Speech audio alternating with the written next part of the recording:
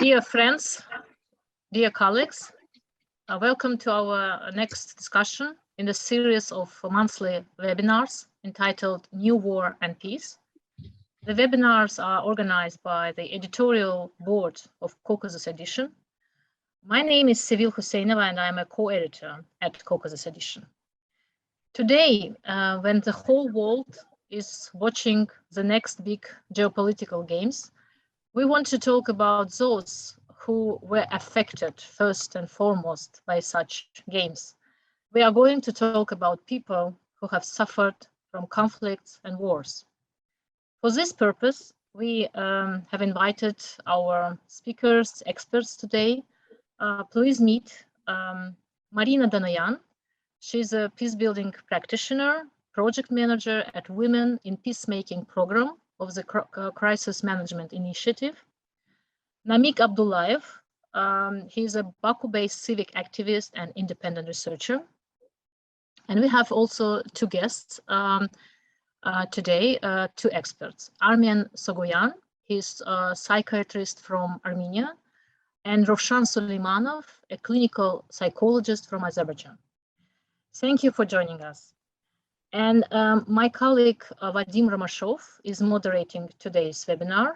He's a peace researcher based at in Tampere Peace Research Institute, Faculty of Social Science, Tampere University, Finland. And he's also a co-editor at Caucasus Edition. So Vadim, the floor is yours, and looking forward to interesting discussion today. Thank you again. Thank you, Sevil. Thank you for introducing us and this webinar series. Indeed, I believe today we're going to have a very important issue to discuss, and I'm looking forward to these discussions. Of course, the idea that is presented in the article, and I hope that the audience had a chance to familiarize themselves with this article, which was recently published online in the Caucasus Edition portal. So the idea that is presented in the article has been flying in the air since the end of the Second Karabakh War, as it brought countless heavily traumatizing experiences to tens of thousands of people living in the region on all of its sides. But it was Marina and Namiq who have accurately grasped this idea with their skills as of both practitioners and researchers in the field of peace and conflict studies and peace building. Without exaggeration, I can say that their research article is an important pioneering effort that opens up prospects for substantive discussions on the possibility of integration or even synergies between peace building and psychosocial support in the region. Their article provides both conceptual grounds and concrete recommendations for this development. Not further delaying the author's presentation and our subsequent discussions on this topic, I give the floor to them. Please, Marina or Namiq, you can start. Thank you. Hello, everyone, and thank you, Vadim and Sevil, for the introductions. I would first like to thank the Caucasus Edition for organizing this webinar on such a timely and important topic. And I feel honored to present the findings of the article that I co-authored with Namiq Abdullayev on the approaches to conflict transformation, bringing together the fields of mental health and psychosocial support, MHPSS, and peace building. Before going into the topic, I would like to make a disclaimer. I'm here today in my individual capacity, and I don't represent the views of the organizations where I'm working. So first of all, I would like to highlight why we decided to focus on our attention to this topic. It was obvious that the 2020 war profoundly affected people on many different levels: individual, family, community, and the larger society. The impression was that people were left alone with their grievances, emotions, and feelings that were not being addressed enough. On a higher level, there were big talks about how to move forward with the peace process, but not much attention was given towards the human dimension of the conflict. At the same time, the importance of studying trauma and the tragic experiences of war and their impact on societies has been recognized as essential among peace builders working in the context of the Nagorno-Karabakh conflict. So the question for us has been whether and how it is possible to build peace without taking into account the issue of mental health, and what is the role of the peace builders in this process. We then decided to look into the interlinkages between the MHPSS and the peace building and locate it in the context of the Nagorno-Karabakh conflict. To give you a bit of a background on the concept of psychosocial peace building, it is recognized by scholars, practitioners, and policymakers that violent conflicts weaken the traditional relations between people and communities that foster their coping mechanisms and resilience. A process of social reconstruction is needed to rebuild the fabric of human interactions that allow a society to function. Different scholars around the world have argued that supporting people in restoring their relationships with the community and strengthening mechanisms to cope with post-war trauma is vital for building sustainable peace. The World Health Organization has also recognized that lasting health is essential to ensuring sustainable peace. It is also important to note that both MHPSS and peacebuilding have intertwined objectives related to restoring healthy human relationships, although they use different methods and tools to achieve this. Last year, the UNDP's Crisis Bureau commissioned research to develop a guidance note on how to integrate the MHPSS into peacebuilding, which is expected to be published this year. So the approach is quite novel, but getting more and more attention. But coming back to our research and the context, we decided to locate this framework in our context. And for this, we interviewed both MHPSS professionals and peace builders, as well as professionals in other fields who work with various conflict-affected groups, to ask them whether and how they see their work contributing to peace processes and what the interlinkages they notice between the two fields when it comes to addressing the healing process of Armenian and Azerbaijani societies. Now I will share with you the findings from the Armenian side, and Namiq will soon share the findings from the Azerbaijani side. Firstly, I talked to the MHPSS professionals, and I found out that a lot of work has been done to address the mental health issues after the war in Armenia. I have limited time now to present all the efforts, but I would like to highlight the work of the state-funded Psychological Support Consortium, which consists of 8 organizations in the field of MHPSS who have been doing a tremendous job working with various conflict-affected groups, such as war veterans, widows of war, family members of fallen soldiers, war veterans, and other groups.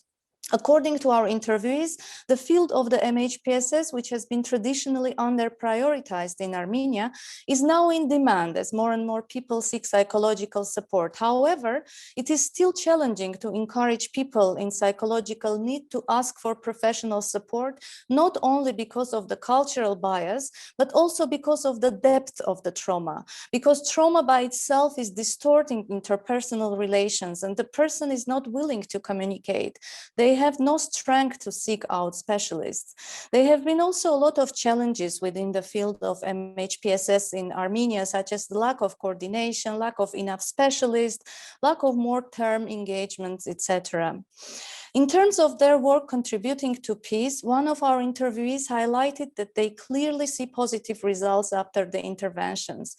I will quote her, "When people are healthy, calm, and in a harmony with themselves, when their mind is peaceful and they feel comfortable in their own space, they are willing to have good relations with the immediate social environment, including family and neighbors, and do not seek revenge, which would destroy this environment. Instead, they direct their energy towards creating new and useful activities for themselves and the people around them." Importantly, the MHPSS professionals noted that the psychological support by itself is probably insufficient when it comes to having a wider impact to positively transform a society. They noted that their efforts as specialists in the fields should be complemented by other ways aiming at restoring social connections. These additional approaches don't necessarily rely on professional psychological support alone, but also other types of assistance, such as public policies aiming at providing employment opportunities to the different war-affected groups, or at creating a safe space where people can address their grievances with other members of their communities. The need for an interdisciplinary approach to address psychological wounds was also stressed in the interviews conducted with representatives of other fields. In our research, we found many examples of different types of projects, interventions, where elements from both peace building and MHPSS have been strongly intertwined without being designed as such. One of such examples has been a media project that aimed at collecting and highlighting human stories and people's experiences of war. The aim of this project was to circulate the narratives about the war from the human perspective. As the project lead explained, while sharing their stories with a wider audience, the project participants felt understood and their self-assurance increased. This initiative has not been designed as a healing intervention, but it certainly appeased the pain of those who shared their stories and war experiences.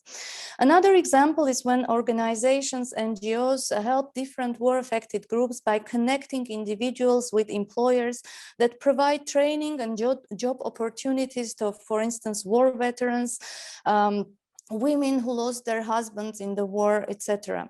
Here again, this type of support helps people overcome the psychological trauma caused by the war and redirect their energy towards something positive while contributing to restore their relations with the society. As for the peace building field itself, one of our interviewees, who is practitioner in youth work and peace building, highlighted the importance of having MHPSS professionals in peace building activities. She said it is essential that participants have the required tools to address deeply situated mental health and psychological issues and reflect on memories of conflict constructively so as not to leave the peace-building sites with perplexity or confusion.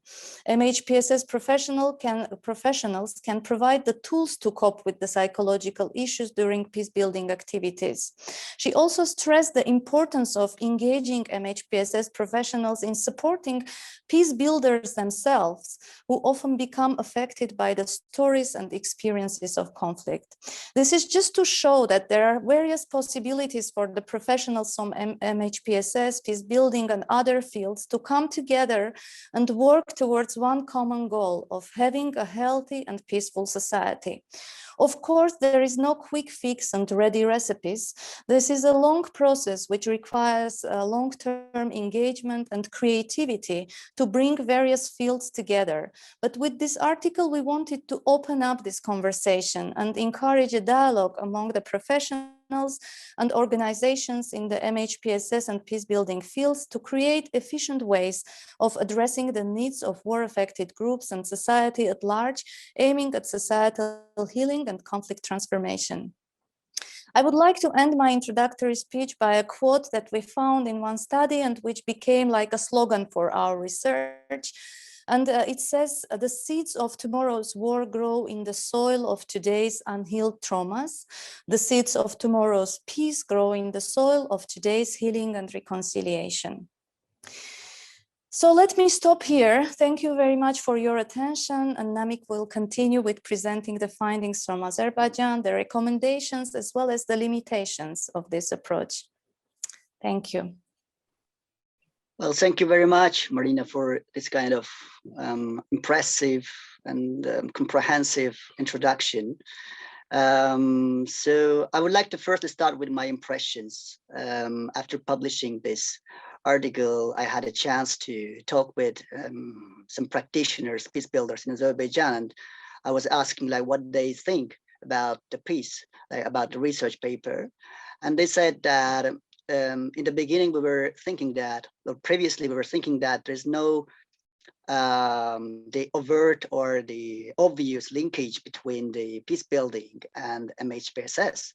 But this research paper just gave us some incentives that how we can interrelate these two fields to each other, which with these answers, I was very happy that I could make some impact to some peace builders here in Azerbaijan. And what I want to stress out, like importantly, we were prioritizing the community-based psychosocial support, as Marina said in her speech. So why is it important for the peace building? The community-based psychosocial support is a tool for investigating the exact needs of the conflict affected people. And we hold the firm belief that if we articulate, well articulate the needs of the conflict affected people and translate it or brought it into the political agenda of the countries, it can change the political preconditions for the conflict transformation.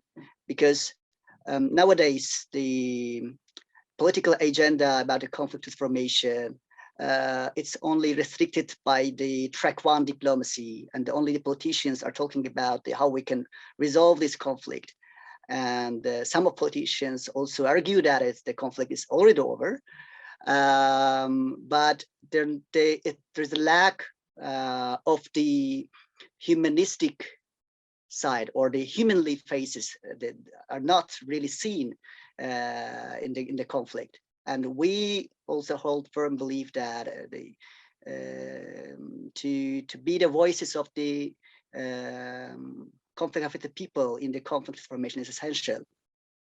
Coming to the findings from the Azerbaijani side, I would firstly want to stress out the one quote by my interviewees, and Namaz Karimov, who is a social worker and a local based social worker, youth worker in Barda region. It's the conflict affected area in Azerbaijan. He said that the vulnerabilities of the local people in Azerbaijan, like conflict affected people, they're not as the same as the vulnerabilities in the Western societies. So the conflict affected people in Azerbaijan needs a different theory of change in our local realm. That we should, of course, elaborate on it. We should investigate what does it mean further. But in general, it's really sensible that in terms of the gender sensitivities, in terms of the cultural norms, and in terms of many different factors, the vulnerabilities of our vulnerable groups, like the conflict affected people, is different. And sometimes the tools used by the Western institutions are not really valid for the local people. And that was another finding that our research brought up in our research. And also it is also should be mentioned that the recent escalation of the war, the Second Karabakh War, it happened during the COVID-19 period. We were discussing it with Roshan Suleymanov, who is present here. Thank you very much, Roshan, for joining us today. And it also created a lot of difficulties for the people living in the borderline or who got affected by the conflict, because the COVID-19 restrictions are not giving the room for the people to grieve, as all these events were restricted by the authorities normally and naturally, but it created the surplus of obstacles, or the additional obstacles for the people who are suffering from the conflict. And also, we also may stress out that there is the lack of the experts here in Azerbaijan in respective fields. For example, the diagnosis of the conflict after people, they are so different. Some of they may, the most of them may be diagnosed with the PTSD, post-traumatic stress disorder, but some of them are really experiencing the complicated grief, which is different. And maybe Roshan may talk about it a bit like largely, widely. Also the special focus should be on the gender sensitivity or the gender aspect here in the conflict, because these societies not only suffer from the conflict, but also suffer from the patriarchal norms, which is the one of the sources of the conflict, of course. That we also hold firm belief that if we want to transform the conflict entirely, we should somehow, let's say, revise these norms in our societies and bring out the new perspectives to the conflict. And also we need more experts to come to this field. I mean, the psychologists, social workers, there is the lack in the quantity. And also the need for more international non-governmental organizations. They're also needed in this field. Of course, the political realm of these two societies, I mean, Armenian society and Azerbaijan society, these politically are different structurally. And also it should be considered that these societies are isolated from each other for a long period of time. And this is also creates this kind of social political differences between them. Talking about the limitations of our research paper, in the beginning, I should mention that I guess it's the one of the first research papers in respective directions. So, and it created a lot of difficulties for us, because there was a lack of data regarding of this, especially in Azerbaijan. And it can be considered as a first step in this direction, as it investigated also the ways and how to move forward for the psychosocial peace building, and made some recommendations on it. And also it should be mentioned that there is little to no activism or advocacy for the interlinkage of these two fields in Armenia and Azerbaijan. So, and also there is the also lack of understanding among the mental health specialists related to the peace building and conflict transformation, which should be somehow they should raise their awareness about the peace building. And that's why our research paper proposed to have firstly the local activities for the mental health specialists, and to see the perspectives after the local activities and events further. So, well, that's it for now. Thank you, Marina. Thank you, Namiq. Thank you for introducing your research, your article. It's a very promising article, as you just mentioned, Namiq. It's one of its kind so far in the region, and that's why it has really opened up some prospects for the future discussions. And I hope that now we will have this chance to discuss this article and the idea of integration of peace building and psychosocial support in both countries and maybe wider in the region. For this reason, I'm first of all very delighted to have here the two experts that were interviewed for your research, for your article. Armen Sagayan from Armenia and Rovshan Suleimanov from Azerbaijan. I would like to invite both of you to comment and express your opinions about the article, about the research, and about, first of all, the idea proposed in this research. So maybe Armen could start first, if possible. Yes, I'll try. Once again, good evening, and thank you very much to organizers for inviting me, and special thanks to Marina who have done what was possible and impossible for my participation. So, and I'll not speak more about article because it was presented, it is published, and any one of us can talk and read about it.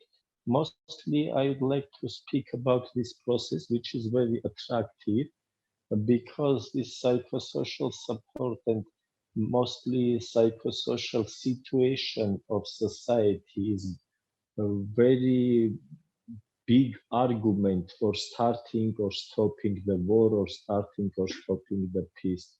Because as much people are stressed, as easy to involve them in many machinations, etc. Of Psychiatric Association of Armenia. Previously, from 14 to 20, I was the Secretary for Finances of World Psychiatric Association, and we were and we are in good relation with our colleagues from Azerbaijan.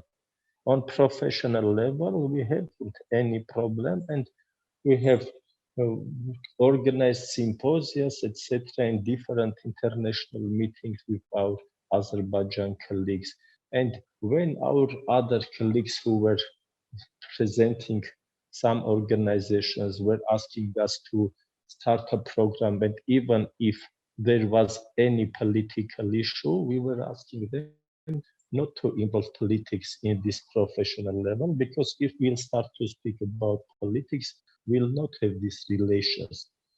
That's why it is too important to start to create new connections between professionals and to work on society's mental health condition to make low level of stress and also low level of racism, nationalism, and other issues, and to keep even children or big part of society out of these conflicts, because conflicts are not important for usual citizen. Conflicts are important only for political leaders, I can consider. Thank you. I think this is enough as a first time or as a first speech.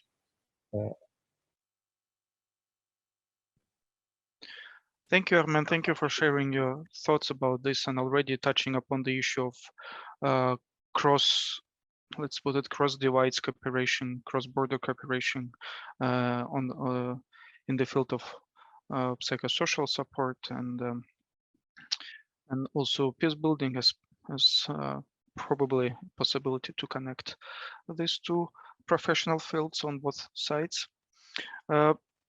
Rovshan, maybe you can comment on this paper and this proposed idea. First of all, thank you for inviting me for this discussion.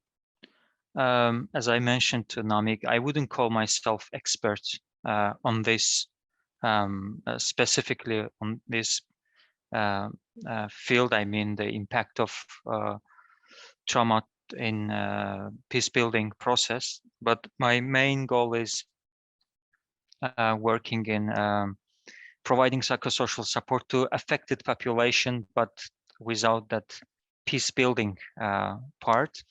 So I read your article, and it was for me good. It was a good literature review that starting from the there was a proverb or quotes from I even remember those quotes.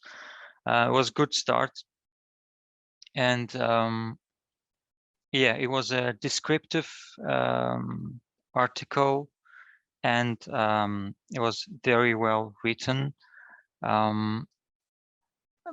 I have some questions, probably. Even I can ask it to you. I don't know the format of this work, this call. So I also have some questions I'd like to ask and get some questions. My first question is, I will tell my impressions. My first question is the definition of trauma in this article. What do you mean when you say trauma in this So it was, I would say, my first or second article in this field that I read. I'm familiar with Indie Peace and their activities. I've read some of their articles. They are also descriptive. What else? Maybe if you give some specific questions, I can be precise in my answer. Yes, definitely, Ravshan. I think now the authors of this article can address your questions, and of course, throughout the discussions, please feel free to comment on the questions that would come from the audience and also that will emerge organically within our conversations. I would like to invite our dear audience also to use the possibility of asking questions. So you may see on the bottom of Zoom screen a button that you can press and for questions, and type your question there, and then we will try to address them as much as we can. But before going to interaction with the audience, Marina and Namiq, would you like to address the comments made by Armen and Rovshan and their questions? Thank you. Maybe I can start, and thank you very much for your valuable insights. So Rovshan asked what we mean by trauma. I think for us in this article, at least, we address the emotional response of people to the terrible event, which is the war, and how people like react to this, how their connections with the society, how it shapes their connections and their relations with the society as a result of the war.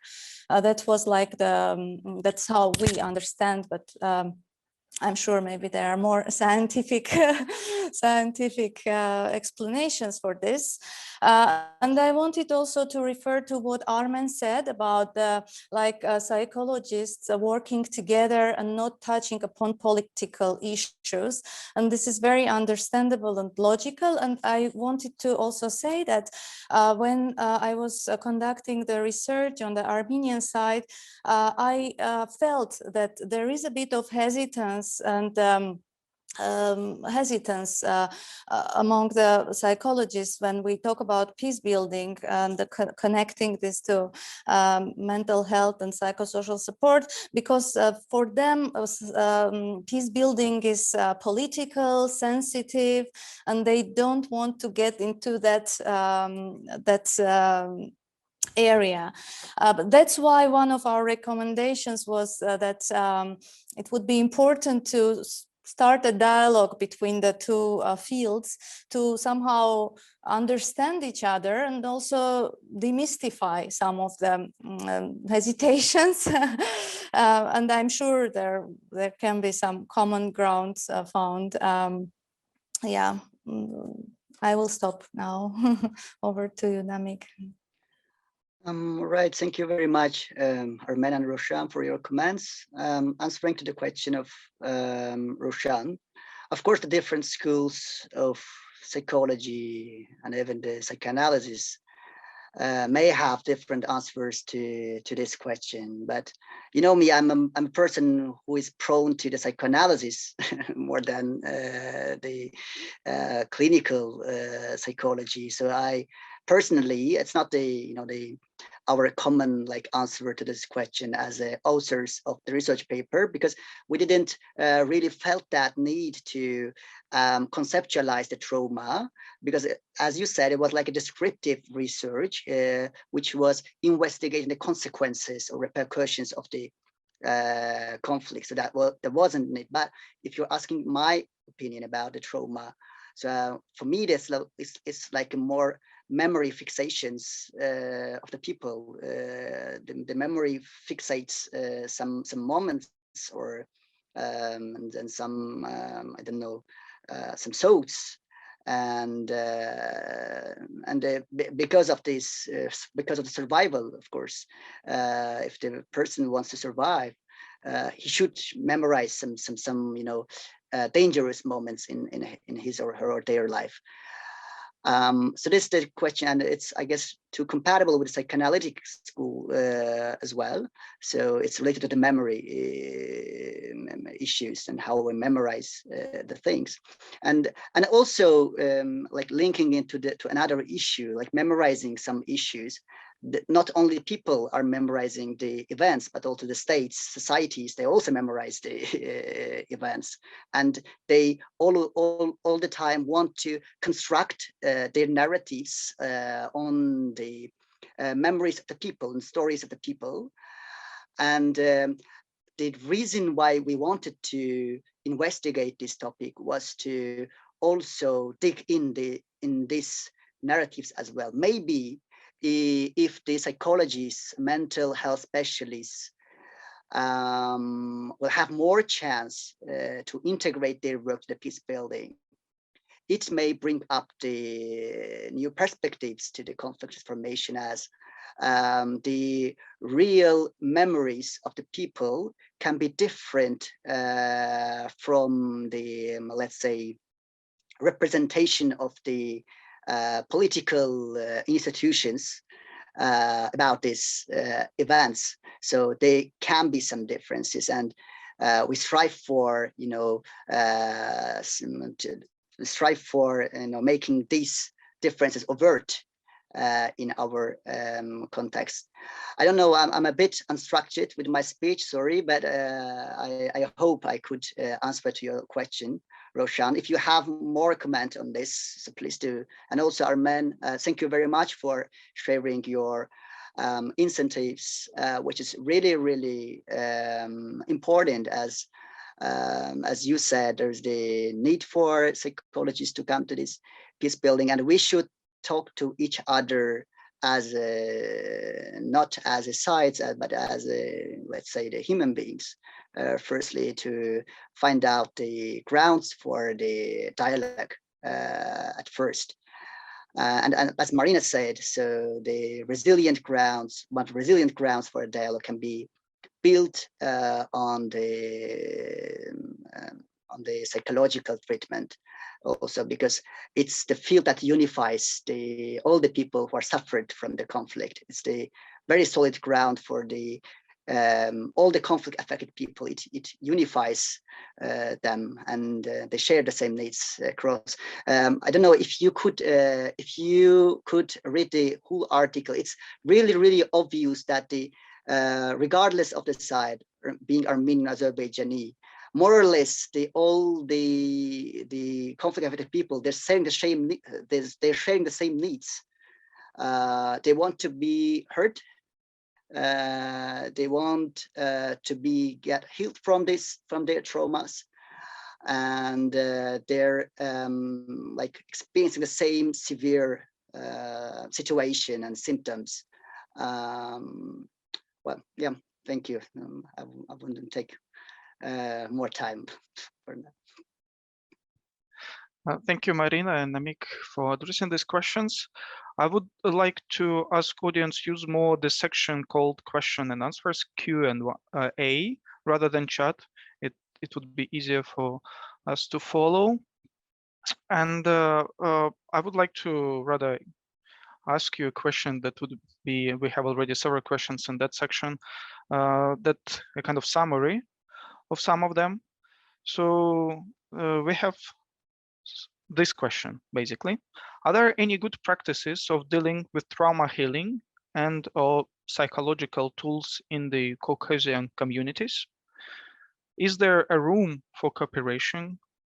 And what kind of activities peace workers can share and work together to meet those needs that, for example, Namiq has mentioned? Yes, thank you. Shall I start? Maybe. Yeah. So regarding the good practices, it's really like regarding the good practices that integrate this both fields, or in general.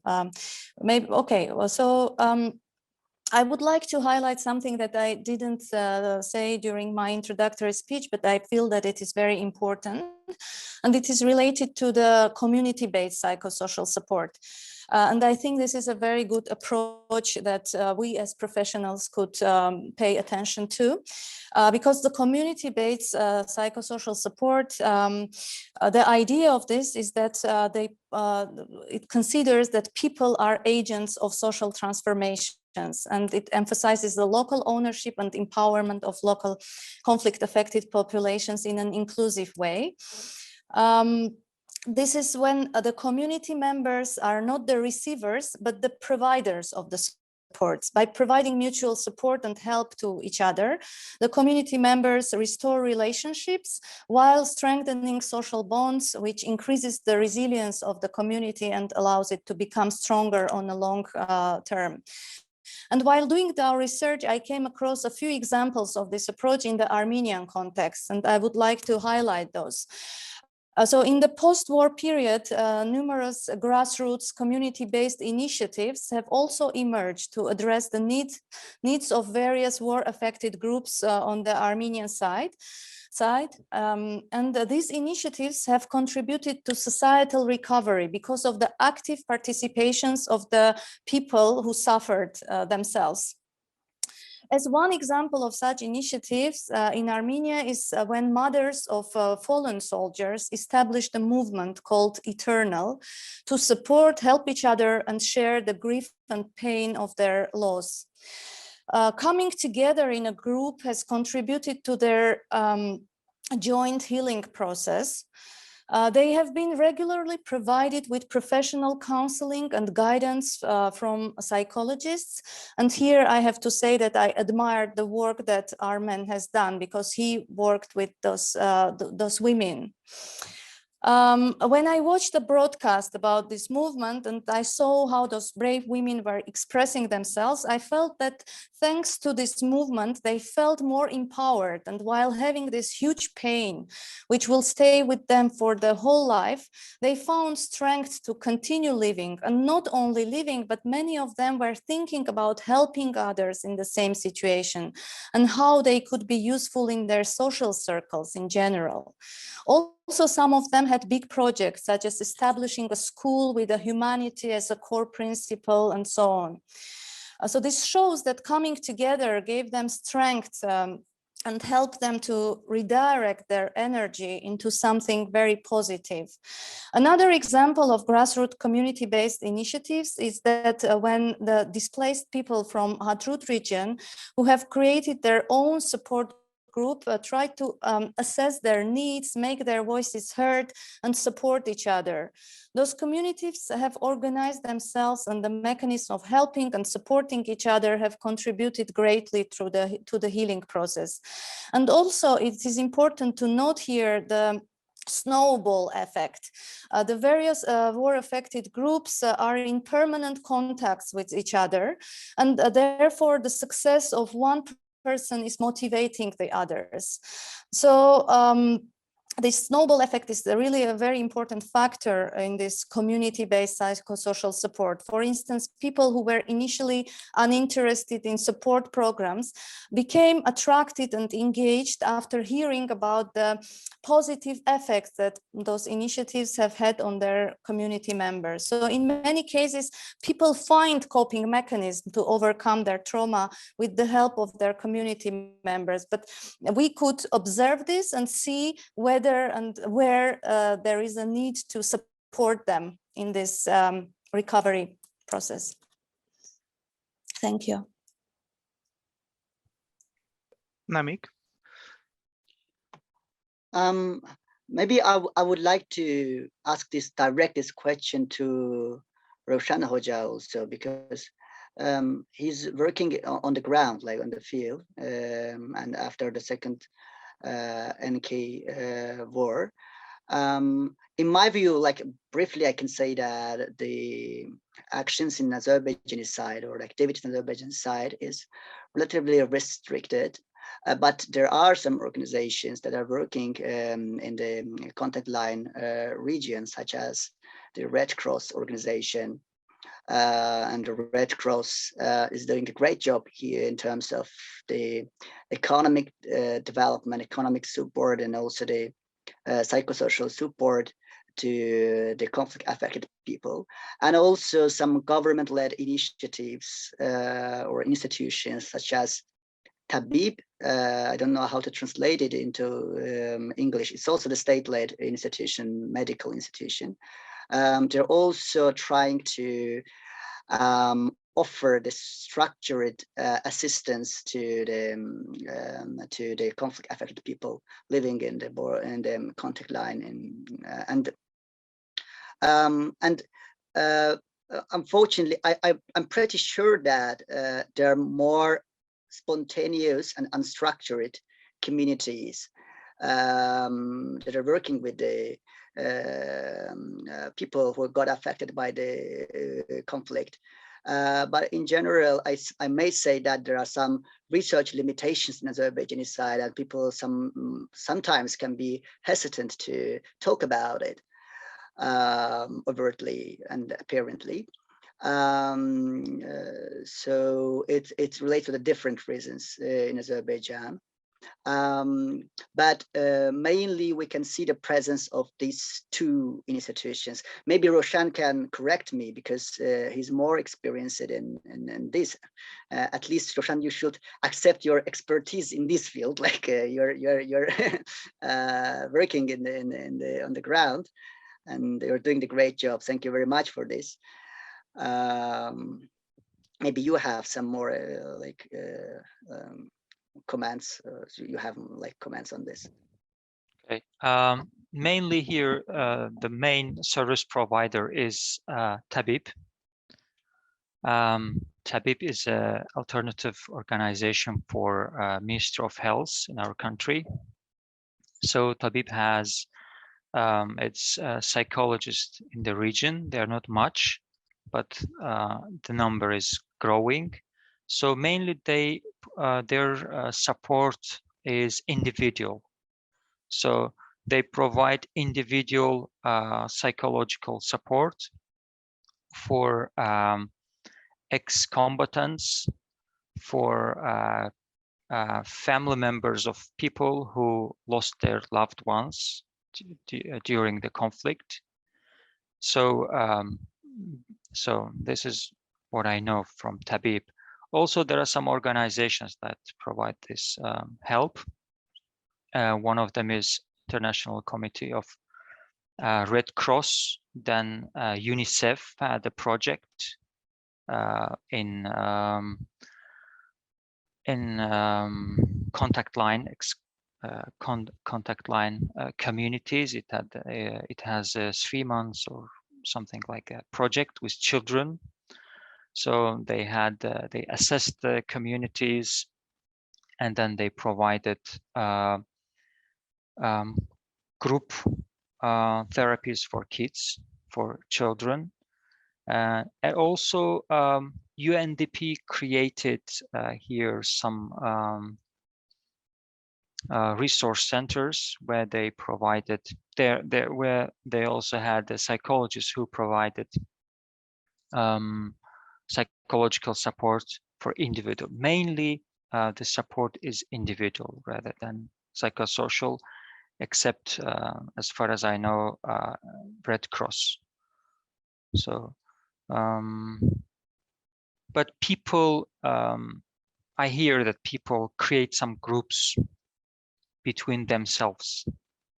Especially they use WhatsApp groups. I have heard that they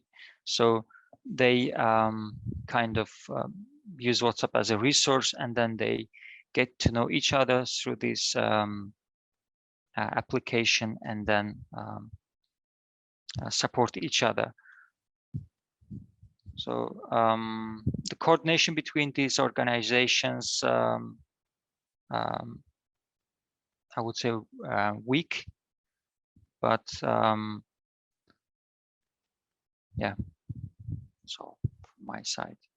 But there were time in first escalation. After the first escalation, we had 3,800 missing people, And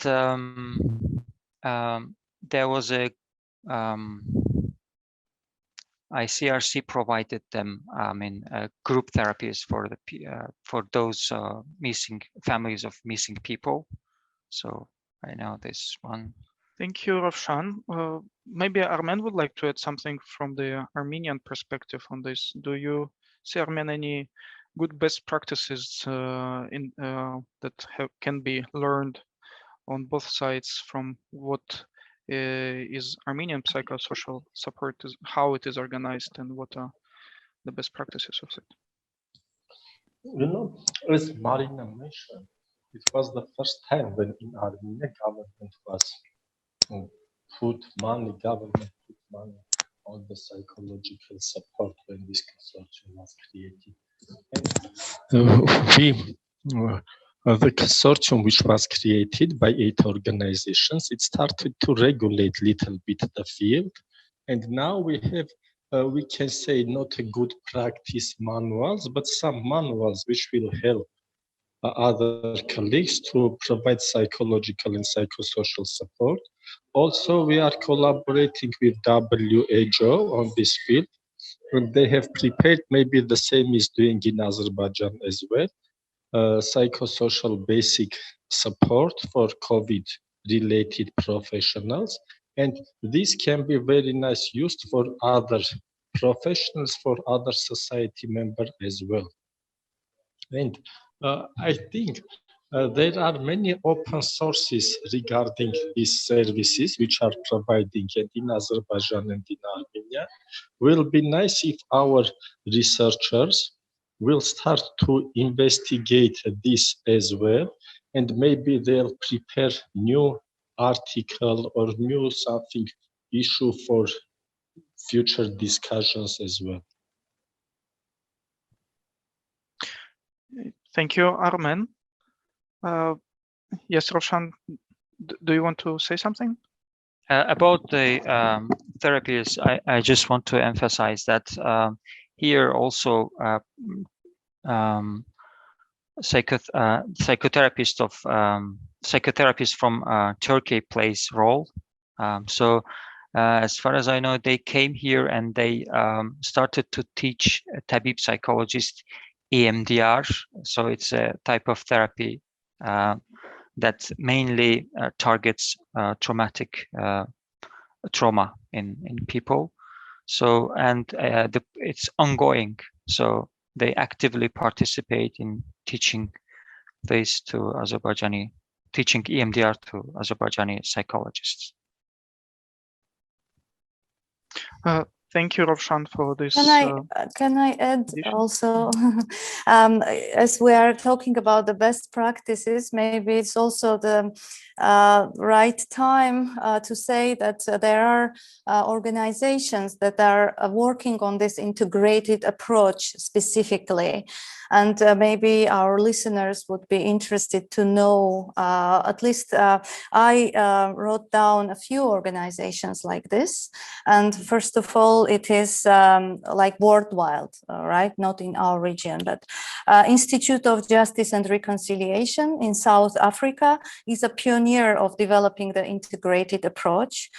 In the references of our articles, you can find links to the reports produced by the Institute, and especially Friederike Bubenzar, with a lot of studies done in this area.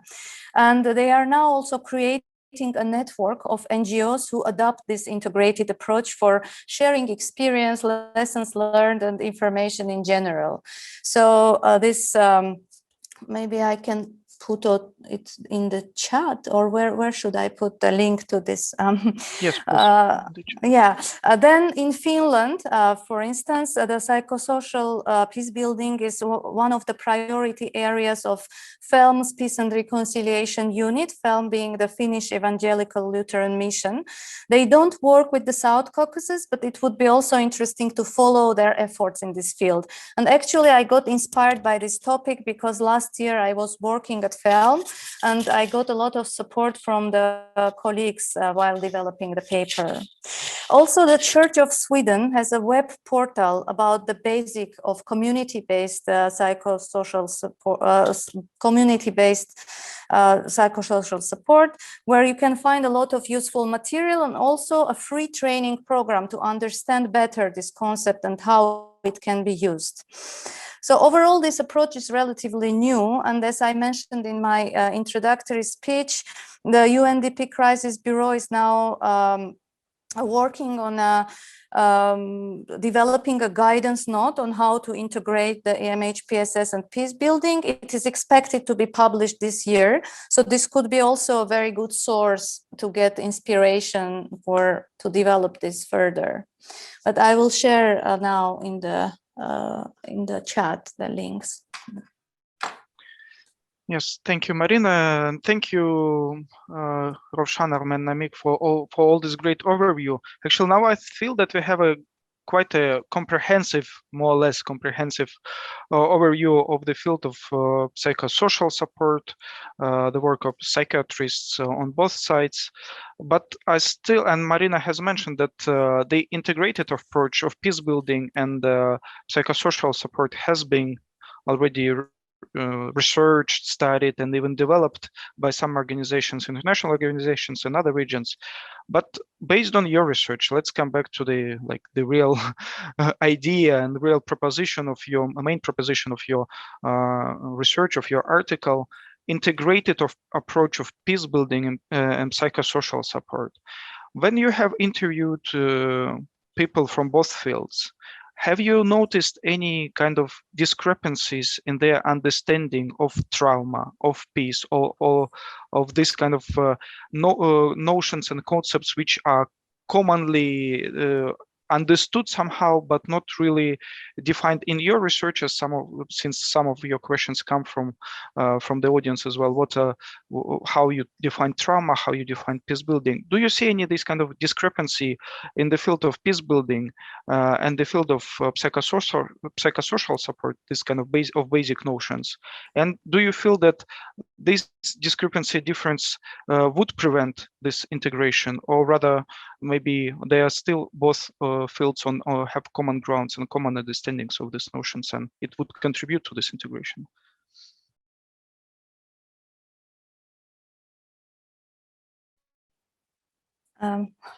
Shall I say? Namiq, if you want to start, please go ahead. No? Okay, well, I will start by saying that, yes, the notion of peace maybe is a bit different depending on whom you are interviewing. So from what I understood, like from the psychologist's perspective, peace is primarily the peace in mind, the inner peace, which is more on the individual level, but which then affects the person's relations with their families, environment, and society.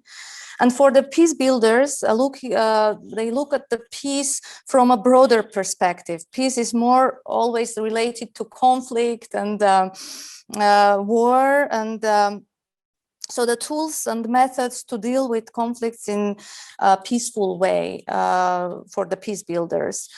So it is a broader approach, but I'm sure that if the professionals from both sides start discussing about it, I'm sure it will be a great conversation, and a lot will be discovered during this conversation. And that's why, as a starting point to go ahead with this approach, would be really encourage the dialogue and meetings between the professionals from both fields. Thank you very much, Marina. So I would say that it's also the issue of hegemony in our societies as well, like the cultural, let's say, hegemony. So for many, from the starting of the conflict, let's say in the 1990s, the conflict studies came to these countries, to Azerbaijan and to Armenia. So before the 1990s, there was any conflict studies in this region. And only the political scientists or the specialists in the field of international relations or in the field of geopolitics, let's say, they already started to dominate the field, this notion of the peace building. And it affected a lot in a way that no any psychologist, no any social worker is really proactive in this field, because all the agenda, all the discourse was dominated by the political scientists. That's one of the reasons that I guess can be one of the reasons that why psychologists or social workers, they're not really integrated to the peace building, despite the fact that this field, like the psychosocial support, is really related to the peace building, the very notion of the peace building. Because what peace building brings in itself, it's the reintegration of the social bonds. It's the issue of the psychology and it's the issue of social work. Or let's say the building the culture of peace. It's also the issue, it's also the job, business of the psychologists, can be the business of psychologists, social workers. But unfortunately, we cannot see the presence of the psychologists and the social workers and the experts from the other fields, practitioners from the other fields in the peace building. So in theory, there are a lot of things in common between these two fields. But in practice, we see the hegemony of the political science, the hegemony of politicizing the conflict and politicizing the consequences of the conflict. I'm not arguing that it's not political. It's not my argument that it's not political. It's surely purely political issue. But I mean, if we are using the same old-fashioned theories of this geopolitics or political science, this realism, classic something, or this kind of makulatura in this conflict transformation, we're not going to head anywhere. Like we're not going to really head anywhere, because it doesn't address to the needs of the people who got affected by the conflict. And if you want to bring up the voices of these people, and if you count or acknowledge this factor in conflict transformation, that if you acknowledge the fact that it's important for the conflict transformation, you should acknowledge or at least strive for finding or discovering the links between these two fields or interlinkages. And also it's also important to look at the issue in interdisciplinary way, as we were discussing in our research paper. And in my view, it's not really depicted or mentioned in the research paper. In my view, it's also important to use the intersectionality theory as well, related to the conflict, because this is the issue of identities as well. And if you want to activate the mental health specialists, or if you want to activate the psychosocial support, you should look at the conflict through the lens of intersectionality, which is must, in my view, prerequisite, in my view. That's it for now. Yes, thank you. Very good points. Unfortunately, we already exceeded the planned time limit, but I think still we have around 10 questions not in the chat, but in the section of questions and answers. So let's take at least some of them from there. And so probably we could stay for, if you allow, if your time allows, Namiq, Marina, we could stay for maybe additional 20 minutes to cover these questions. And those of you who are in the audience, we would also appreciate if you stay with us for some time more. Thank you. So basically we have two questions which somehow interrelated because they are related to the what kind of support this approach, your idea, can have from donors. So how to advocate for this idea, among the donors and also in the field of practitioners, as well as what kind of track one approach, because Namiq mentioned the role of let's put it the political level on even on the understandings of the notions of peace building and psychosocial support. So how do you feel the track one can support this integration, and what we can expect and how to advocate for the support from donors and international organizations?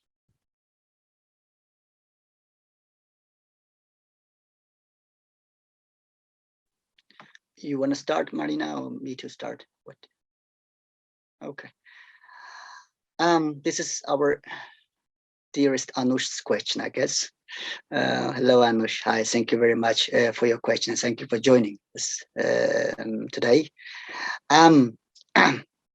Regarding the donors, so we had this recommendation in our research paper related to donors, and so mainly, of course, it may seem a bit cliche in the beginning that all the research papers, they have this kind of recommendation in their recommendation side that we should I don't know, raise awareness of the donors, we should deliver the messages and so on. But in case of Azerbaijan, I would say that it's really, really important because we are not really feeling the presence of the international organizations in the conflict, which is on one hand good and on one hand bad. Why it's bad? Because it means that the less resources are in this field. I mean, the material resources, which is really important to structurize or structurally organize all these activities. But on other hand, it's good that we're free from these westernized approaches. But what we mean by saying that we should work in the collaboration in horizontal way, not in the vertical way. If the donors accept this kind of cooperation, if they horizontally cooperate with the local people in our region, and they carefully listen to the needs of the people, not imposing their own views and visions or some Mexican or African models to the Caucasian conflict, it will be better to see their presence in the region. Regarding the track one, diplomats or the politicians, I guess the political situation is not really, let's say, free in our region, and the politicians are really, how to say, they're also restricted in terms of the maneuvers. But of course, that I think that maybe now it's the at least now they should listen to the practitioners and to the peace builders, at least now. So it's never late to listen to the. But I really don't know the answer to this question, how to have an impact on the track one. It's the webinar this webinar is also the tool for have an impact on the track one diplomats or politicians. So that's why I guess we also organize at this webinar in order to have some, to do some advocacy for this field as well. So it can be, if they listen to the recommendations, it will be in favor of them as well. It will not harm their, political interests or something like this, I believe. But I don't have, the very specific answer to these questions in my mind so far, unfortunately. That's what I can say for now. Thank you, Namiq. I would like to also say that unfortunately, I don't have any answer to how to connect it to track one. either, because it's true that this approach is mainly related to like people, ordinary people.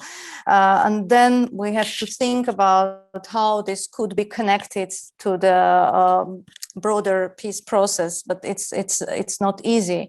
And given the current situation, it's really difficult. But at least now what we can do, we can work on this level of like the grassroots level and try to achieve some success in there, and then to think how to connect it to the broader peace process. Regarding the donors, not much to add here.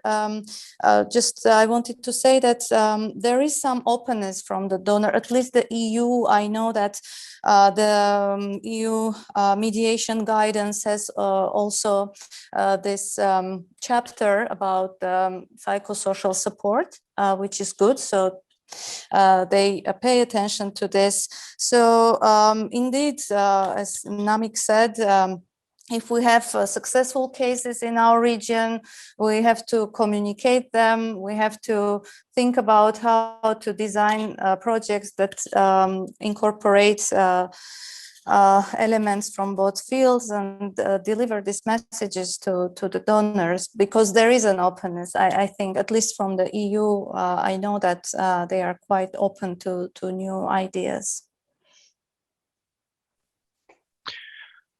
Yes, thank you, both of you. And probably to conclude with, we need some question for the future.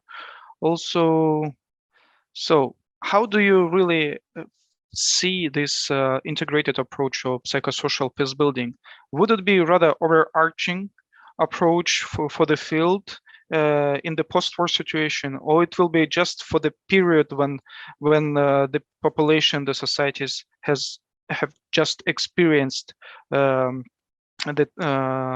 violence and like the process of trauma healing is going on, or you would rather consider this psychosocial peace building that can stay for as long as there is any kind of violence present in the societies, including structural violence?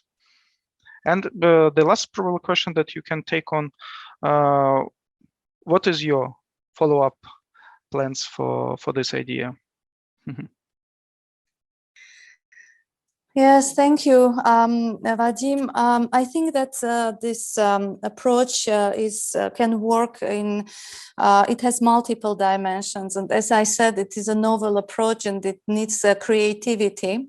So I don't see it exclusively for one phase of the conflict, but rather I think it can be also used to prevent the conflict, transform the conflict, and even maybe resolve the conflict if we manage to connect it to track one. So it really depends on how it can develop, and there is no ready recipe for this, right?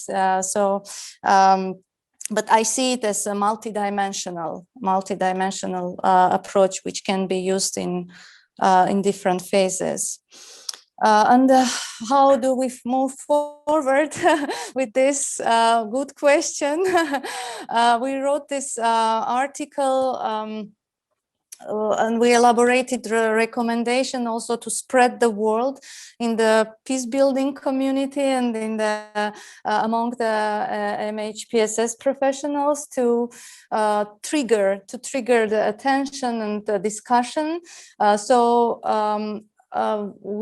I don't know for us personally, but it was more about giving the space also for the other organizations or people living in the region to think about this approach, also not only the MHPSS and peace builders, but also other disciplines, that they can be connected, that they really can be connected, and we have to talk to each other and understand each other. Maybe I'm personally very inspired by this approach, but I didn't think about how to continue with this. I would love to. So let's see. Namiq. Thank you very much, Marina. And I also think that it must go beyond the NK war in the societies, because if the structural violence persists in the societies, that means that at some point the conflict will erupt again. So it doesn't. I don't mean that it should be exactly the NK conflict. It can be some other conflicts within Azerbaijani and Armenian societies, which may also trigger the NK conflict again. So in general, I would say that it should be the priority of the authorities to prioritize the mental health in societies, and also put more and more material and also professional resources to the mental health fields in societies, and to strengthen these fields. And I hold also firm belief that if the mental health is getting prioritized, there's the more room for the peace building and more room for the peace in the societies, because the mental health sees the people as an individual, not as an Azerbaijani or Armenian or Chechen or Russian or something else. So because they're working with the same material, and it's a science, and then you're approaching the person as a human being. You're approaching his emotions, his feelings, and if it's prioritized in societies, it may have also the contribution for the peace building as well. So yeah, so I really think that it's important to prioritize the mental health treatments, and it will help to prevent in some extent, prevent the structural violence in society. Thank you, Namiq. And probably my last question would go to Rovshan, to our distinguished guest and expert in the field of mental health and psychosocial support. For your conclusion, just briefly, how do you feel? Or what do you feel? Is it possible that there will be a growing cooperation between peace builders and people working in your field? Do you see these prospects as feasible for the near future? Thank you, Vadim, for the question. When we talk about peace building, in my mind, I imagine it something massive. I don't know why, but it's something massive that's going to, like, it covers thousands of people, 10,000s of people. And it seems not possible for me. This massive,